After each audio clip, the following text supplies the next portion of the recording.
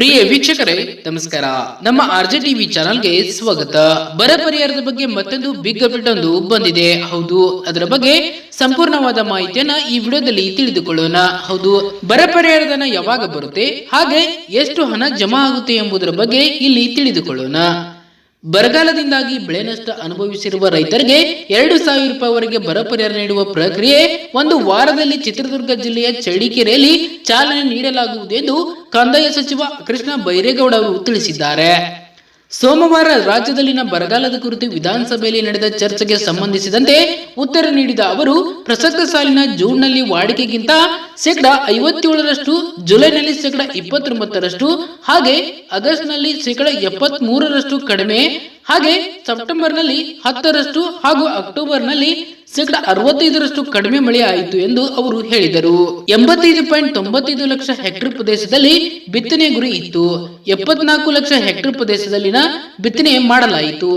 46 lakh hectare ಪ್ರದೇಶದಲ್ಲಿ ಕೃಷಿ ಬೆಳೆ ಹಾಗೂ 1 ಲಕ್ಷ ಹೆಕ್ಟೇರ್ ಪ್ರದೇಶದಲ್ಲಿ ಮಳೆಯ ಕೊರತೆಯಿಂದ ಬೆಳೆ ನಷ್ಟವಾಯಿತು. 3 ಹಂತದಲ್ಲಿ ಕ್ರಮವಾಗಿ 223 ತಾಲೂಕುಗಳನ್ನು ಬರಪೀಡಿತ ಎಂದು ಘೋಷಿಸಲಾಯಿತು. ಅದೇ ರೀತಿ ಕೇಂದ್ರ ಸರ್ಕಾರಕ್ಕೂ ಸೆಪ್ಟೆಂಬರ್, ಅಕ್ಟೋಬರ್ ಹಾಗೂ ನವೆಂಬರ್ ತಿಂಗಳಲ್ಲಿ ಮೆಮೊರಾಂಡಂ ಸಲ್ಲಿಸಿ ಎನ್ಡಿಆರ್ಎಫ್ ಅಡಿಯಲ್ಲಿ 18.171 ಕೋಟಿ ರುಗಳ ನೆರವು ನೀಡುವಂತೆ ಕೋರಲಾಗಿದೆ. ಕೇಂದ್ರ ಸರ್ಕಾರದ ಅಧಿಕಾರಿಗಳ ತಂಡವು ರಾಜ್ಯದ 13 ಜಿಲ್ಲೆಗಳ ಬರ ಪರಿಸ್ಥಿತಿ ವೀಕ್ಷಣೆ ಮಾಡಿ ರಾಜ್ಯ ಸರ್ಕಾರ ನೀಡಿರುವ ವರದಿಯ ವಸ್ತುಸ್ಥಿತಿಯಿಂದ ಕೂಡಿದೆ ಎಂದು ಒಪ್ಪಿದೆ ಎಂದು ಅವರು ತಿಳಿಸಿದರು. ದೇಶದ 12 ರಾಜ್ಯಗಳಿಗಿಂತ ಮುನ್ನ ನಾವು ಬರ ಘೋಷಣೆ ಮಾಡಿದ್ದೇವೆ. ಬಿಜೆಪಿ ಸರ್ಕಾರದ ಅವಧಿಯಲ್ಲಿ ಬರ ನಿರ್ವಹಣೆ ಪರಿಹಾರ ಸಂಬಂಧ ಒಂದೇ ಒಂದು ಸಂಪುಟ ಉಪಸಮಿತಿ ರಚನೆ ಮಾಡಲಿಲ್ಲ. ನಾವು ಸಮಿತಿ ರಚನೆ ಮಾಡಿ 8 ಸಭೆಗಳನ್ನ ಮಾಡಿದ್ದೇವೆ ಎಂದು ಅವರು ಹೇಳಿದರು. 6,737 ಗ್ರಾಮಗಳು, ನಗರ ಪ್ರದೇಶದಲ್ಲಿನ 914 ಸಮಸ್ಯಾತ್ಮಕ ಗ್ರಾಮಗಳನ್ನ ಗುರುತಿಸಿದ್ದೇವೆ. ಕುಡಿಯುವ ನೀರು, ಜಾನುವಾರುಗಳಿಗೆ ಮೇವಿನ ಕೊರತೆ ಆಗದಂತೆ ಕ್ರಮ ಕೈಗೊಳ್ಳಲಾಗಿದೆ.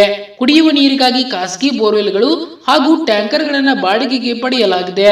15 ದಿನಗಳ ಒಳಗೆ ಅವರ ಬಾಡಿಗೆಯನ್ನೇ ಪಾವತಿಸಲು ಕ್ರಮ ಕೈಗೊಳ್ಳಲಾಗಿದೆ ಎಂದು ಕೃಷ್ಣ ಬೈರೇಗೌಡ ಅವರು ತಿಳಿಸಿದ್ದಾರೆ. ಧನ್ಯವಾದಗಳು. ಇದೇ ರೀತಿ ಹೆಚ್ಚಿನ ಮಾಹಿತಿಗಾಗಿ ನಮ್ಮ ಆರ್ಜೆ ಟಿವಿ ಚಾನೆಲ್ ಅನ್ನು ಸಬ್ಸ್ಕ್ರೈಬ್ ಆಗಿ.